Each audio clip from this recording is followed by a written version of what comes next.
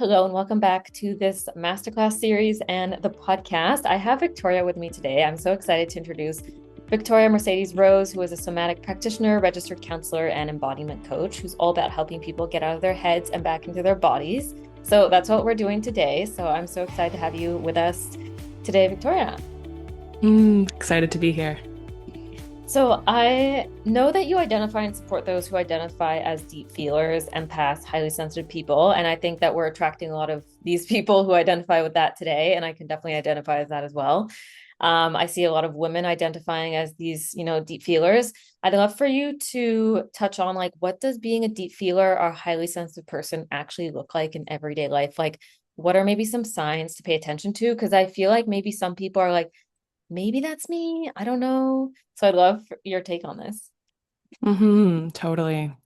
Well, one statistic I love is that apparently approximately 20% of the population are highly sensitive people or deep feelers. So that's one in five people, which is more than I thought. And I know even with the clients that I work with, some of them, may have signs of being highly sensitive, but may not know that or identify as that. So I think that that statistic is probably even higher.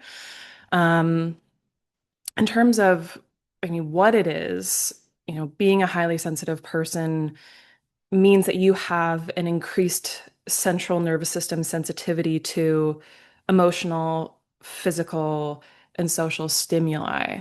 And how that shows up as oftentimes is feeling really big emotions. Um, Highly sensitive people often struggle with overwhelm pretty chronically, especially when it comes to other people's emotions. Like we often identify as the empaths, where we feel other people's emotions as our own. Um, they often feel like misunderstood, like they're different. They've often been told, like, you're too sensitive, or why are you reacting in such a way? Like, that isn't proportionate to this, which, that can show up for many different reasons. But it's such a classic symptom to just feel so big and so deeply. And these people are usually also very highly intuitive, deeply connected. They're usually our helpers, healers, artists, creatives. Um,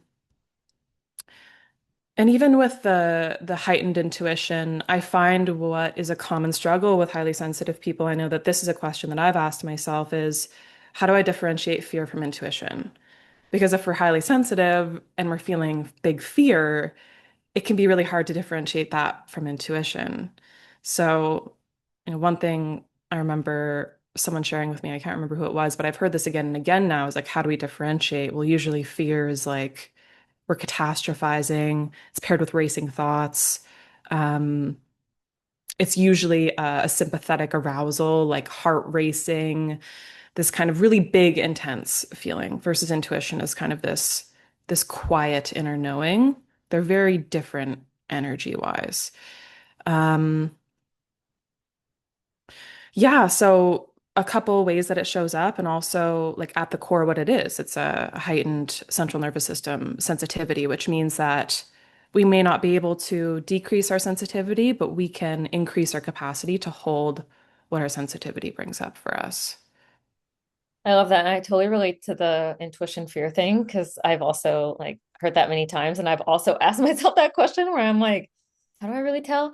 And I don't think I really was able to tell difference between before I started to actually practice like embodiment and being present and like regulation tools because it was like always in my head, never being able to sit still, like overthinking. And I've definitely had an interesting journey with my intuition where, it definitely feels different than the fear voice, but I think you need to like build that muscle too, from my experience. Like, if we keep, it's easy to sort of just listen to the fear voice all the time, but if we actually don't take time to be present with ourselves, then we don't build that muscle of like learning to hear our intuition or like differentiate it. So I think it's also a Mhm. practice. I don't know if you've had that experience as well, but it's definitely been like a practice for me. Totally. And I will say when that question first arose, like I was very dissociated and disconnected still. And it has been like the further along on my journey, like the more in tune I become with my body and its signals and its voice, essentially, yeah, the easier it is to differentiate. Sometimes though, like sometimes it's still challenging. Yeah, I So think it's it's a always journey. a journey for sure.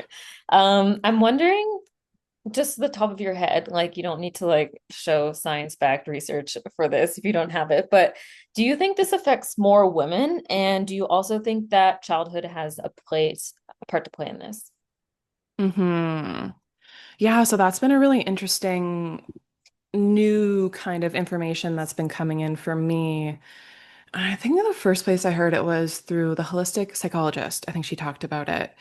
And so the idea of childhood playing a part, that oftentimes people who are highly sensitive also have some sort of chronic nervous system dysregulation diagnosis like ADD, ADHD, OCD. And we're starting to know more and more now, the more studies that we do, that these are all fundamentally nervous system dysregulation resulting from childhood trauma or, something happening developmentally where as developing people, we perceived our environment or the people around us to be unsafe. And so that resulted in a kind of hypervigilance happening in the system where now we're super hyperly aware of our surroundings, of how other people are feeling, which is a survival response to keep us safe. And I can really, relate to that, see that in people who identify as HSPs, like oftentimes have some sort of piece in their childhood where they didn't feel understood or heard, especially if you're born as a highly sensitive person. I think Gabor Mate talks about like some of us are born more sensitive, for whatever reason. And then it's kind of what's nurtured. So we might be born as highly sensitive with parents who aren't as emotionally attuned. And then that increases our hypersensitivity because our systems are again in that hypervigilant state that we're not safe. Mom or dad is not attuning to me. That means my emotions aren't safe, aren't welcomed, and increases that survival response because emotional attunement is one of the most important things that children need to feel safe and regulated. Um, in regards to the question of men or women, I think in the past I might have said women. And the more that, I get to know my partner who facilitates men's group and is really into men's work, I wonder what he would say to this question because I think men are maybe not as sensitive, but sensitive in a different way. It's like they're more attuned and sensitive to different signals than maybe women would be. And a part of me wonders if, the reason why women appear as more sensitive is because we've been taught that maybe having emotions is more okay as a woman or as a woman, or even the hormonal component. That as cyclical beings, I mean, I know you work with your clients around this, like we fluctuate so much hormonally. So men don't have that. So, I mean, that piece hormonally would make sense to me around women being more sensitive. I don't know. What do you Yeah, think? no, I love that. I love this sort of like conversation because it's interesting. And I think it's really cool to see men's work is actually taking off now too. And there's a whole shift around like men feeling their emotions, like, oh, like they're doing it in public now in groups of men versus that was never a thing before, right? So yeah, I definitely agree. Like I think it's been more probably socially accepted in terms of women are more emotional, even though it's also been shamed sometimes too, but it's just like more of a female thing. Mhm. But at the same time, it's obvious that men have been taught to like suppress their emotions, like don't be a baby, don't cry, be a man, man up or whatever. So yeah, I think it's an interesting debate. And I think it's also interesting because even when we look at like feminine, masculine energy, because the feminine is more emotional, it doesn't really matter what sex you are. Like you can be a little bit more dominant one or the other, even though obviously like women in general will be more feminine, but that's a whole other rabbit hole. But it is interesting to see like some men can be a little bit more in their feminine energy. And obviously we all have the masculine and feminine. So yeah, I think it's definitely not like a one-sided thing. But definitely it's been something that's been more socially accepted for women. But it's really nice to see that men, there's starting to be more conversation around this for mental health, emotional health for men, which I think is great. Me too. So glad. Yeah. Yeah. And so when it comes to nervous system dysregulation, I know that we want to talk about like dissociation and just being disconnected from your body, because it really does come down to like starting to reconnect with our bodies, which we're going to dive into that rabbit hole. So I'd love for you to start with touching on like what are the signs that you're disconnected from your body? Hmm. Yeah. So, I mean, first one that comes to mind is just chronically being in the head. Um, like that racing kind of thinking, that go, go, go kind of state of being.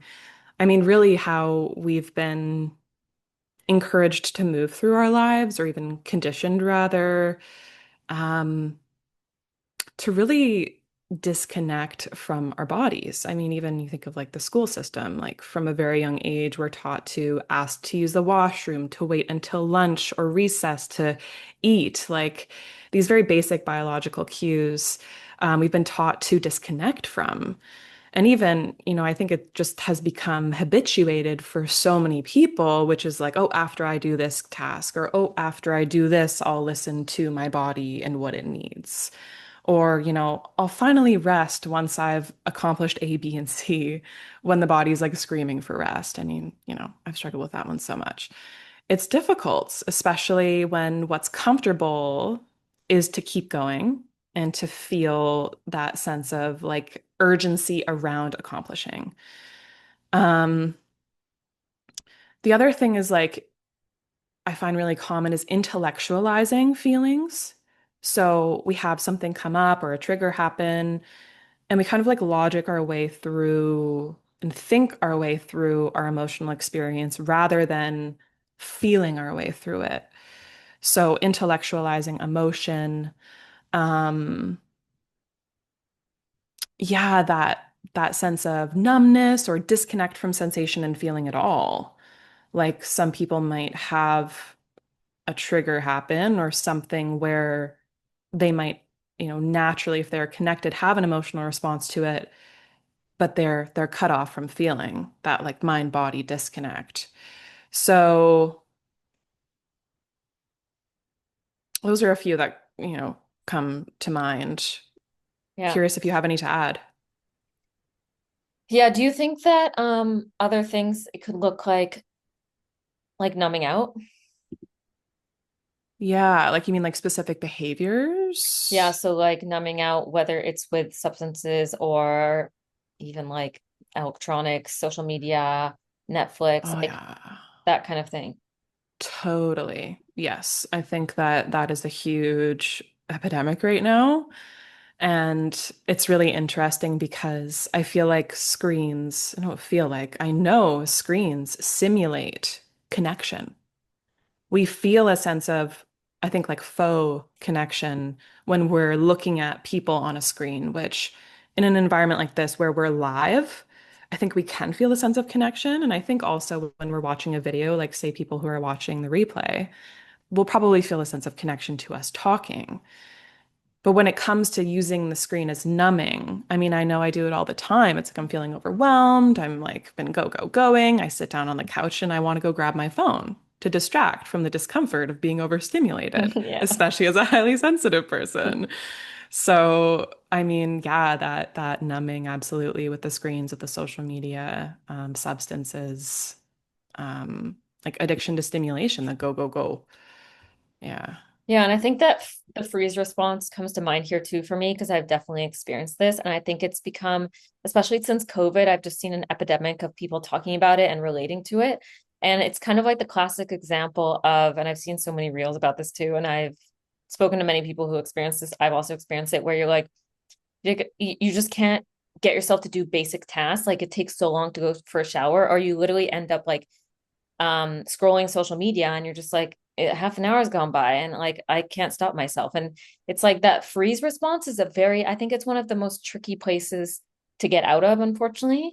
And it's really, with my own experience, like very uncomfortable because it's almost like you're like, I just want to like get out of this, but then your system is also like so overwhelmed, right? I don't know if you Hmm. can relate to the freeze response, but I've seen it definitely take off, like people talking about it online. And I think there Totally. has been a definite spike in either freeze response like cases, I'll just say on inter in quotations, because not everyone's going to be like, this is a diagnosis.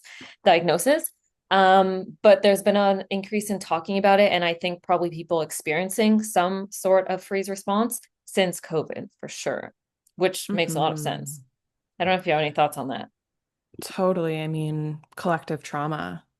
Like COVID was a super dysregulating time. I mean, so much fear was circulating through communities.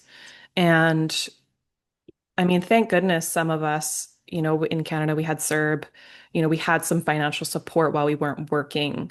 But after COVID happened, my observation was there wasn't really any post-processing or reintegration. We were just kind of thrown back into everyday life. And we're all carrying that in our bodies, our experience from what it felt like to be afraid to be around other people. I mean, we already had that. We were already experiencing a disconnect epidemic just in our fast-paced, hyper-individualistic world. So add, multiple years of being afraid of other people on top of that. Of course, our systems are going to become chronically dysregulated. And if we're being thrown back into everyday life or back into work, we're going to enter a freeze state, functional freeze, where our system is shut down, but on the outside it looks like we're functioning, but we're not. We're completely disconnected. Yeah, 100% the functional freeze. I think you nailed it. And that's also something I just sort of thought of because I've seen people talk about this on social media, and I've even experienced it too, where post COVID, I think people have had difficulty like going back into like the social life, especially North America, where I've noticed it's like, at least like where we are, like BC, it's very much like kind of go out in nature, but it's not as social and cultural like Europe, where it's like you see friends and family almost every day. Like there's a really big social component versus here, there's kind of like, if I don't see people for a few weeks, like it's fine. I think people have had a hard time going back into the social life and navigating Yeah, that. I've definitely experienced that post COVID. So it's almost like that reintegration, like you talked about. Like we're just like, wait, I'm just supposed to go back into normal life. Now I feel like I shut down. I just can't function as well. So totally. Yeah, yeah, I can relate that's to a that whole too. other rabbit It's hole. totally, yeah, But yeah, I think it's also important to talk about this because I think some people might just know this on the back in the back of their head or just wonder about these things, but not actually realize that like it's normal, first of all, and we it's common. Like you're not alone in experiencing things like this. So I think that's why obviously like normalizing this conversation is really important. hmm But moving on to like these solutions, because we're not just gonna stay stuck here and not have a solution. So like what is embodiment? Why is embodiment essential for nervous system regulation? Yeah, such a great question. I was thinking about, the word embodiment and even my business embodied life. Like, what does that even mean? And I think, for me, when I think of what does it mean to live an embodied life or to be embodied, it's to be in connection with my internal experience, to be connected with my emotions, my values, my belief systems, to be connected to my body, that mind body connect where there is a flow of signal from one to the other. Um, and then if you think about the word embodiment and its definition, it's like, well, what are we embodying? Because you could be embodied in dysregulation or rage or fear. Or you could be embodied in a sense of calm or ease or grace. Mhm. But in the context of, what we're speaking to here, it is the foundation of feeling and sensing. I mean, we can't feel or sense what our body is saying to us if we're not connected with it. Yeah, and that goes to my next question, like why is feeling your emotions so scary? Because I think a lot of times, like you said, like I'm just gonna go to my phone or whatever because I just don't want to feel this stuff. And obviously there's the conversation around like, for example, if you're at work and you're feeling emotions, like sometimes that's not the place to like fully do an embodiment practice, like do it when you get home. But I Yeah. think what's really happened is definitely generally generationally, but also just, as we're going through our own lives, there's so many instances that we're just like, nope, I can't feel it now because I don't want to, or I just cannot, like I just don't have the space or capacity. And so we just keep suppressing stuff. So then all of that is building up inside of us, right? So we're just kind of like, um, what's the word? We're making it more normalized to like not feel it. And obviously all of these emotions are energy, so it's going to stay in our bodies. And so when we get to a point where maybe we're doing the work and we start to, learn about, oh, healing requires feeling your emotions. But initially that can feel really scary. And I would love for you to touch on how do we, first of all, why is that scary? And second of all, how do we actually feel again? How do we build that capacity to feel again? Hmm. Yeah, well, I definitely think that you touched on something big there, which is like the buildup of emotion from a lifetime of suppression or repression, like someone else repressed our emotional experience. Some, sort of person, caregiver, community. We were taught that we weren't allowed to feel or that feeling had some sort of negative consequence. Usually, for so many people, especially those of us who are millennials, our parents and their parents and their parents, oh my gosh, it was so discouraged to feel and often resulted in some sort of punishment. So, from a very young age, again, going back to developmentally, if a sense of nervous system safety is going to be resulted from being emotionally attuned to and our parents being able to hold us in our emotional experience, the opposite is true, that our systems learn that it's actually dangerous to feel because punishment is very scary for a child. And being rejected or neglected or told to go to your room or to stop crying can be actually traumatizing for a child's system.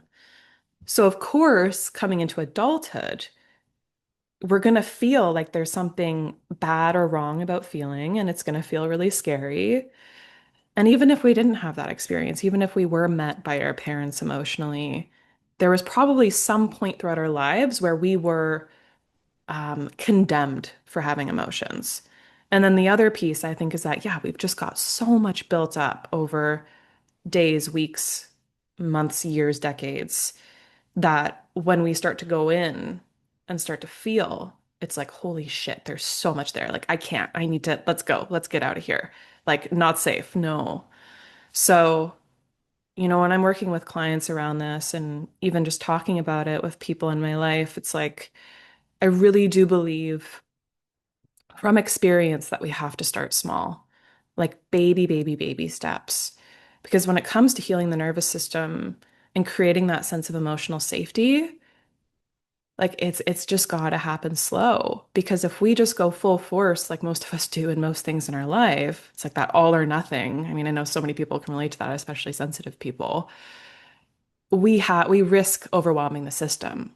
And then it's like an elastic band. It's like we stretch too far and then we snap back and we're like, I don't want to go back there. And then we continue to procrastinate or avoid. So those are some reasons why I think it's really like scary for a lot of people. I think another reason is that people aren't taught how to healthily feel and process and express or how to contain, as you say, like if you're at work, it's not a place to break down in tears when a customer or someone is not happy with you or something like Yeah. that. Yeah, Yeah. I love that. So I know that you did want to guide us through a body practice. So yeah, let's do it if Yeah, you're ready. let's do it. Totally. Yeah. So I was thinking of doing an orienting and sensation tracking exercise, which is a really gentle way to start to open up that connection. So for us and those listening, we're going to start with orienting. So we're going to keep our eyes open. And what we're going to do is we're going to start to look around the room that we're in. And we're just going to keep looking at the objects and the colors, moving into like observing if there's any plants around or colors or objects that catch your eye, certain textures. And with conscious awareness, we're just taking in that we're in a room right now, surrounded by walls, and that we're taking in a sense of connection to our environment and our surroundings, and that there's no immediate threat. We're safe. We're really feeling that. And as we're observing, noticing if our systems are down regulating, if we're calming, if the breath is naturally deepening. And as we're connecting to our environment, we're also connecting to our bodies in relation to the environment. So, are there any sensations that we can notice coming up as a result of looking around?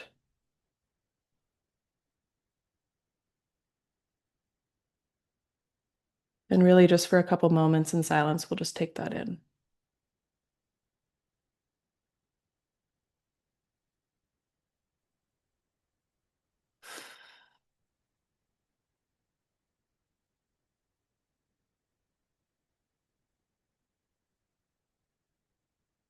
And now, bringing it into the body, we can close our eyes or keep our gaze soft.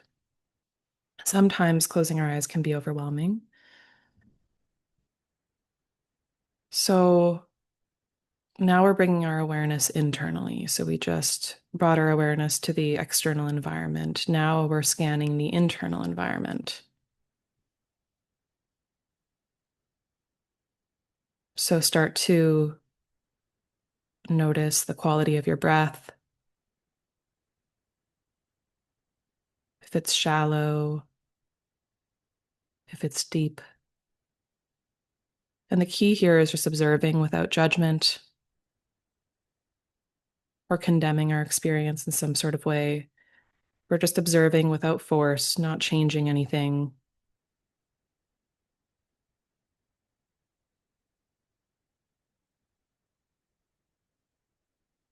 Bringing our awareness into our seat and how our body is connecting with whatever it is we're sitting on or standing on, where the different parts of our bodies are making contact with the support.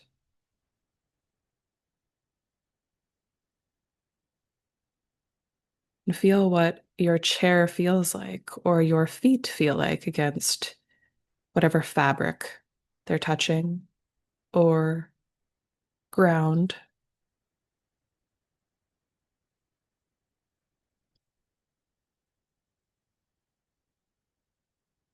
And if at any point scanning your internal environment becomes overwhelming, I encourage you to open your eyes and again start orienting to the surroundings. That again will help you bring yourself back into the moment, reminding you that, you're safe, you're in a safe place.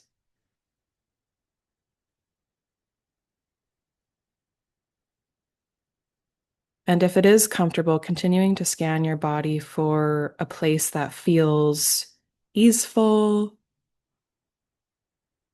at peace, relaxed, calm.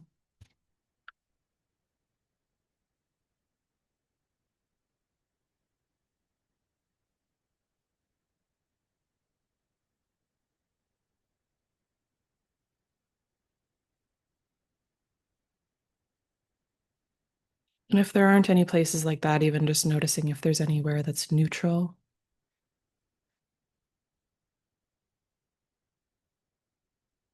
Notice anywhere that you aren't feeling at all.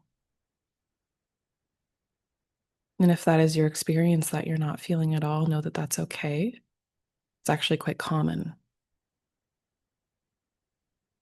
And it is through repeating this practice again and again that eventually your body will catch on that you're listening. And again, if we've avoided feeling for so long, it may take some time to build that relationship and that trust again with your body.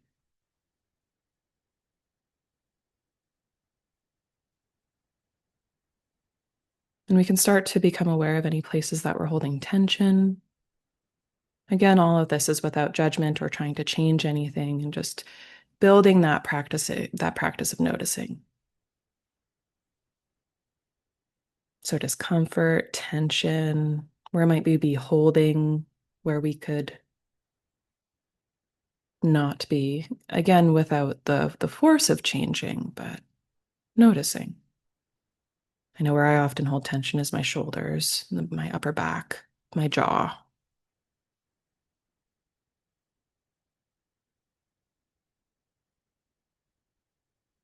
And very gently, if you have a spot that you've identified that's holding tension, can you let it go even just, 1 or 2%?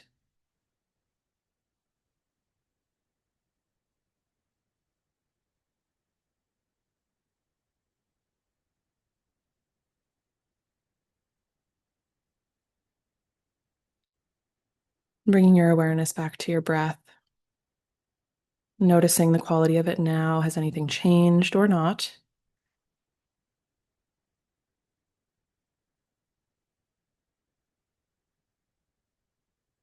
And then when you're ready, you can open your eyes, but before coming back to the screen, if you're engaging with this as a video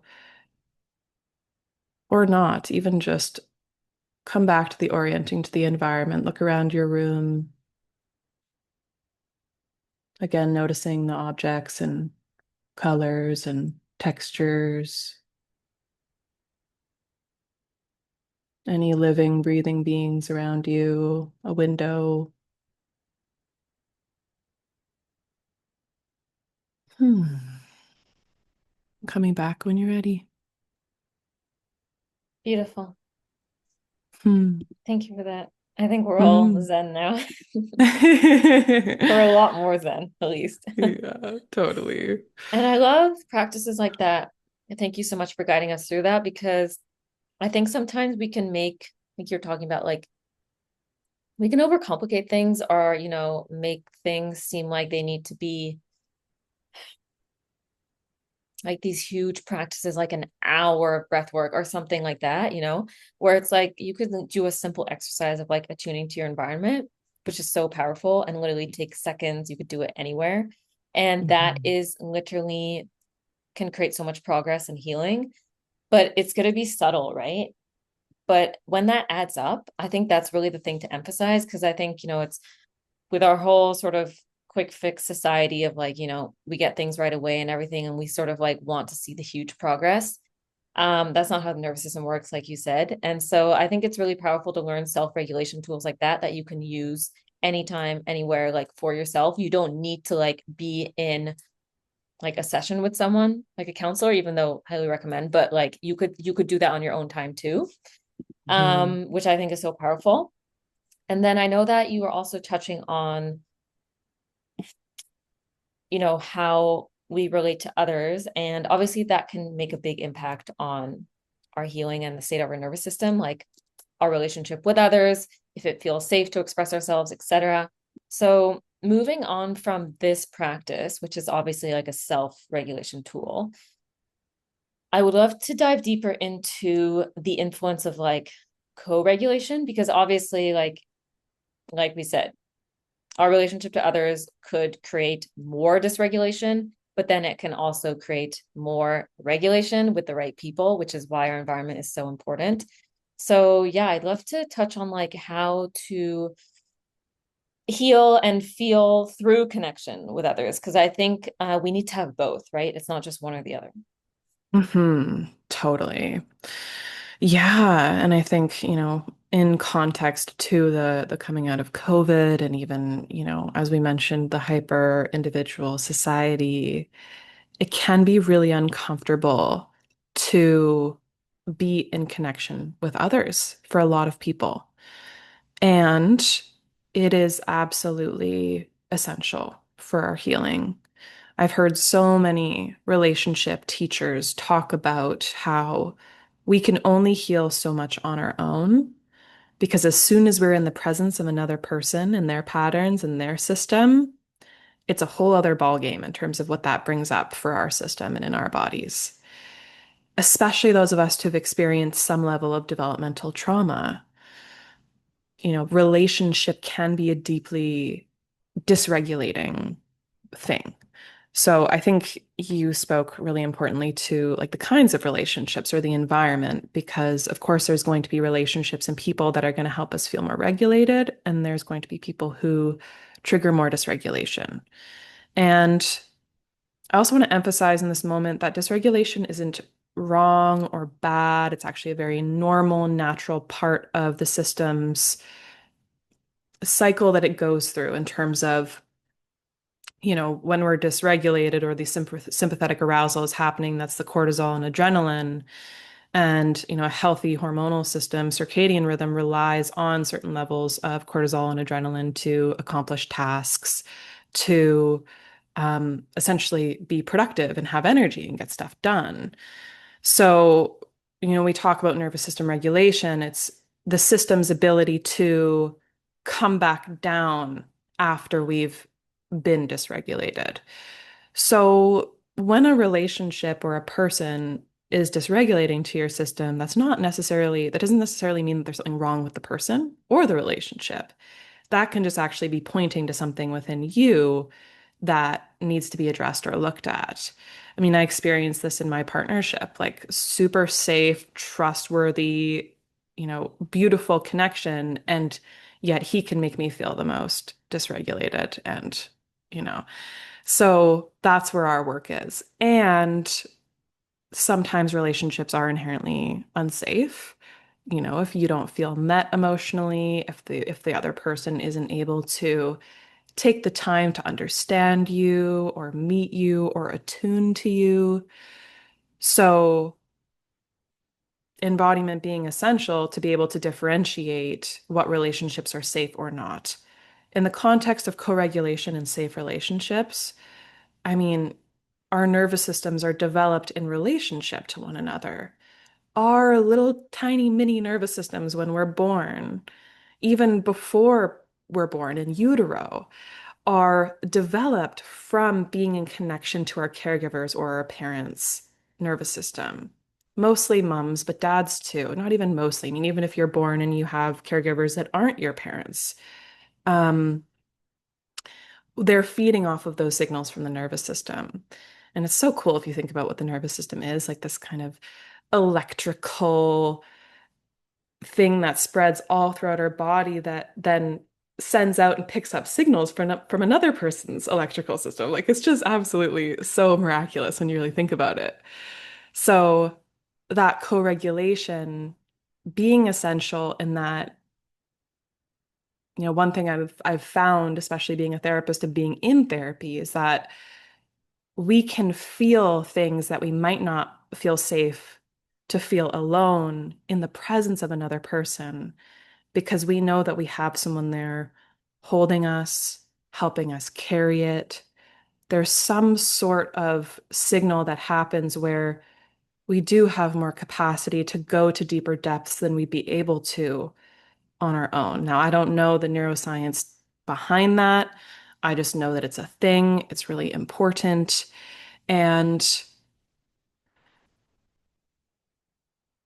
in the sense of connecting to another, we can find so much, I mean, peace, calm, nurturance, especially when it comes to physical touch. Like that's so important for our bodies, that physical touch. And, having a variety of relationships as well. I mean, you don't have to have a whole bunch of relationships, but at least having, a couple people that you can go to, a sense of community. That's something that, I've had tastes of, but haven't really, over a consistent many, many years period of time, like what does that really feel like when we would live in tribes and in smaller communities like throughout our life, like you say in Europe, like the dynamic there is really family-based, community-based, and it's just so different here in North America with our nuclear family systems and that disconnect. Like some of us don't even know our neighbors, the person who lives right next to us.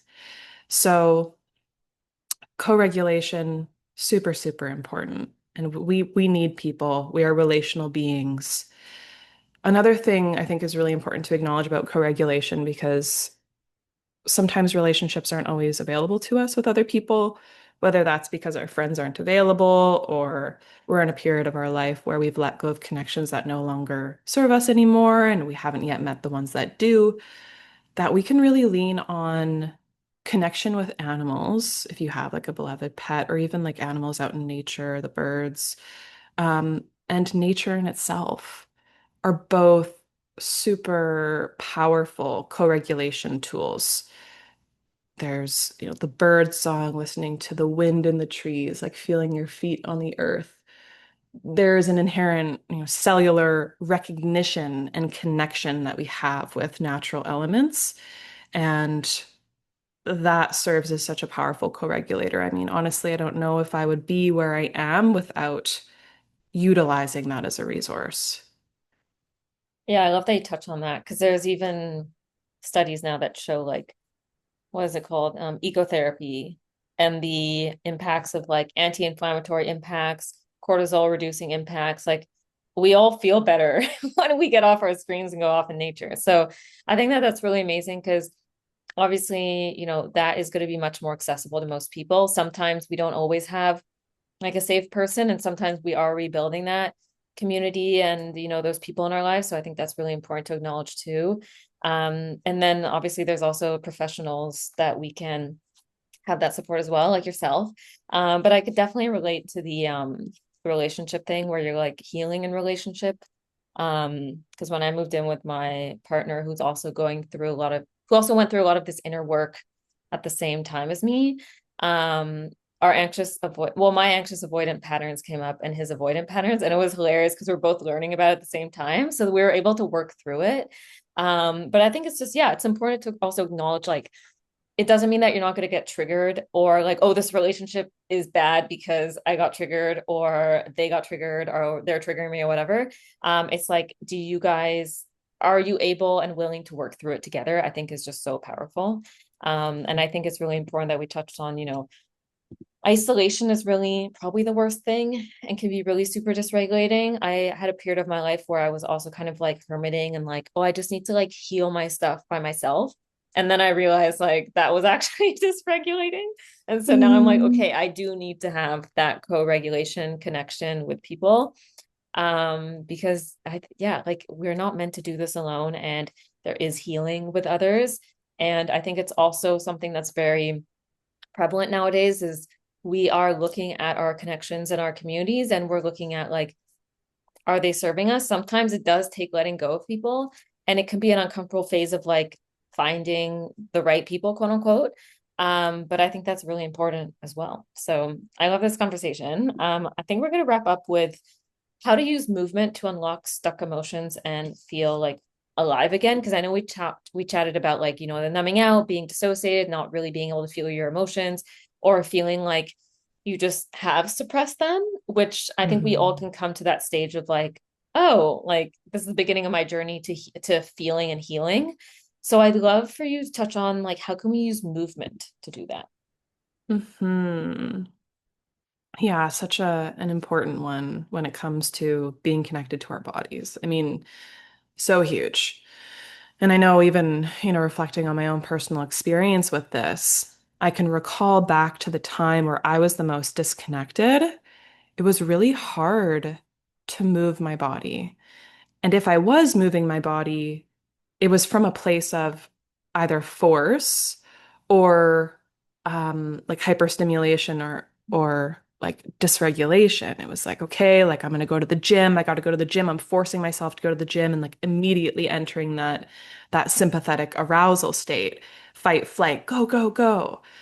And I find so many of us engage in our movement practices in that way.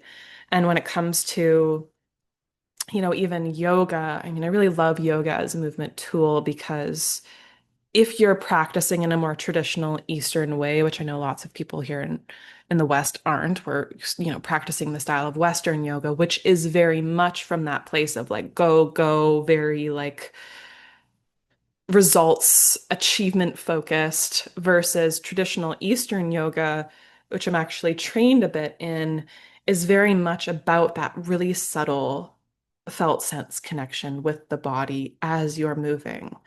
I remember in the teacher training that I did, our teacher, we'd probably been in a lying down meditation for about an hour, and then we'd start to do some movement. And then she'd get us to go into a downward dog, which I've been practicing yoga for years by that point, and I would do many downward dogs and hold them for an extended period of time throughout 1 hour class. But she gets us to go into a downward dog, and, 1 or 2 breaths, she's like, okay, that's enough. Now we're going to come back down into child's pose. And what that really taught me was, oh, wow, if I stay in downward dog for an extended period of time, my heart rate starts to increase. So it was kind of my first introduction of movement as a way to regulate, in the sense of, like, how can I connect to my body and stay in a regulated state while I move? So that kind of, goes into the practices. Something that I lean on probably the most these days is walking and dance. So walking, again, not from that place of like, go, go, go, which sometimes I do. Sometimes that's how I move energy and I'm processing, and that's how I help make my mind process. But I really try to practice that mindful walking where I'm feeling my feet against the pavement or against the gravel or grass, and like I'm aware of how my body's moving. And dance, like, not choreography or, with any sort of goal in mind, but like moving intuitively.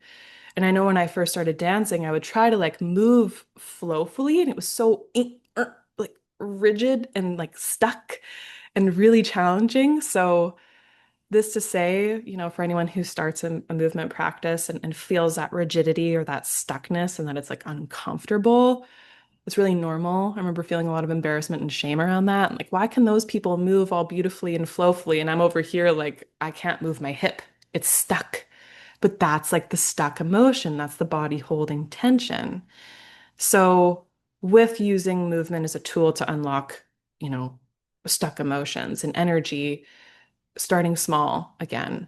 And even the practice that I guided us through, like that level of awareness of your body and your sensations as you're moving. And, with specific emotions, there's specific things that you can do, like sadness. A lot of us cry. That's a form of movement, of connection to body. Um, Anger is something that I'm super passionate about working with people on, and something that my therapist really has emphasized in our work together is, for a lot of people, they've associated anger with violence. It's just what we've done as a society, and we're not taught that anger can actually be healthily expressed and channeled. And it's actually very, very, very important to do so, because when we suppress that one and it comes out sideways, it's messy and it's oftentimes violent, whether physically or verbally or emotionally, as like manipulation or condescension or criticism. So, anger, we can really lean on practices very subtle. This is like kind of the subtle somatic work of like clenching our fists, or like baring our teeth, or like growling, doing some sort of expressing through facial expression, through body movement. It could be like stomping, it could be like shaking. That's also, shaking is also really good to move nervous energy, but we really need to be mindful of the nervous and fear energy shaking, because it can further dysregulate and actually create more. So pairing that with like the softening and pausing, like shake, shake, shake, shake it out, and then pause, be with what that feels like inside. Um, so as you say, like emotion being energy, energy in motion, it's gotta move. It needs to move. We need to move. I really recommend people to have like a daily walking practice. And some, if you're not doing the intentional kind of connecting with the walking, having some sort of intentional connecting practice. And of course, like working out, like strength training, yoga, breath work, these really common practices. I just really emphasize that we're doing them with deep presence and awareness of the sensations and of our bodies as we're doing them, and that we are purposefully or intentionally also moving emotion and energy as we're engaging with these practices. I love those examples. I think people are going to really find that helpful because it's just like very accessible. And obviously, they can be used for different emotions, like you said. And it's like when you look at animals, like there's that shaking that happens after like a traumatic experience, right? So it's like this is something that's in tune, but as humans, we forget. So I think it's really amazing. Like dance is definitely one that I think a lot of women can relate to, like really enjoying and being really helpful. For me, walks are like, I do like 3 a day, non-negotiable. I'll find sometimes when I go on a walk, I'm like, oh, I'm crying. I don't know why, but it's just coming out. And breath work that will happen too. Those are kind of my go-tos, but it's almost like I like to sort of have like a menu. And I think it's really important to just test these things out. Like you said, some are going to be more for like anger, some are going to be more for like anxiety. But just having those options that you can turn to and these practices, whether it's an audio you listen to, a body practice or whatever, I think is so important because that's where you start to really take your power back because you have the tools to heal yourself. And you're not necessarily relying on anyone else, even though we did talk about co-regulation. So please have a support system in place. But I think it's just so powerful to have your own like tools that you can turn to in those moments. And like you've mentioned, I mean, there's a billion other things as well that could be helpful. The ones that you shared, I think, are really accessible and really amazing. And they're things that people can just, have at their disposal in their everyday life. So thank you so much for sharing that. Yeah, one thing I would like to add as well, because you briefly touched on it, is like the self-practice and then the co-regulation, and that all of our relationships are foundationally based on our relationship to ourselves. So, I truly believe that these daily practices, these daily embodiment practices are like essential and foundational to every other relationship that we have. So, co-regulation is super important and the ability to self-regulate just as, if not more important. Oh yeah, 100%. I totally agree. Yeah, it's kind of like oftentimes it's really important for us to also notice, like, for example, if I'm triggered and I'm like, I'm probably going to say mean things to my partner right now because I'm in the trigger. I'm going to go for a walk, take care of my energy, and then I think that's just that made a huge difference in my relationship versus being like, I'm in my trigger. I'm going to yell at you now. And then he's going to yell at me. And then we're both going to be super triggered versus like, let's maybe take care of our energy first. Oftentimes it's anger that comes up first, but then sadness will be underneath that, I find. So Mm, if we can just like move that energy, because anger is very like there's a lot of movement to it oftentimes, right? Like it's got a lot of mhm, charge. I mhm, found in relationship that is just huge. And I think something that our generation is really starting to apply versus past generations who didn't really have all this knowledge or, resources. Yeah, so I really love that you brought that up because that has made a tremendous difference for me. And it is important that we sort of like clean up our side of the street, in relationship because then when we come together, it's so much more peaceful, right? totally. We can connect more deeply, more easily. And then we don't, Yeah. it's kind of like when we are reacting from the trigger, oftentimes it's kind of like our inner child is just having a tantrum because oftentimes it's like Mhm. wounding that's coming up, right? So it's like Mhm. not even our true regulated adult selves that are actually in the conversation right now. It's like our inner children having tantrums with each other, right? So it's like, let's go tend Totally. to them. Maybe an inner child meditation is also a good time to like bring that up. I've done that before. So yeah, I love that you touch on that. And I think this was an amazing conversation. You brought so much wisdom to this conversation to our listeners. So I'm really grateful to you. And I'd love for you to share as we wrap up, how can we find you? How can we learn more if we want to work with you or yeah, let us know all the things. Yeah, so you can find me on Instagram. I'm working on being more active on there. So at Embodied Life Wellness, and maybe we can link that Oh somewhere. yeah, for sure. And then through my Instagram, I have my link in bio that has my website, which is embodiedlifewellness.ca. So right now, I have a wait list for new clients, but depending on the frequency, can take one or two.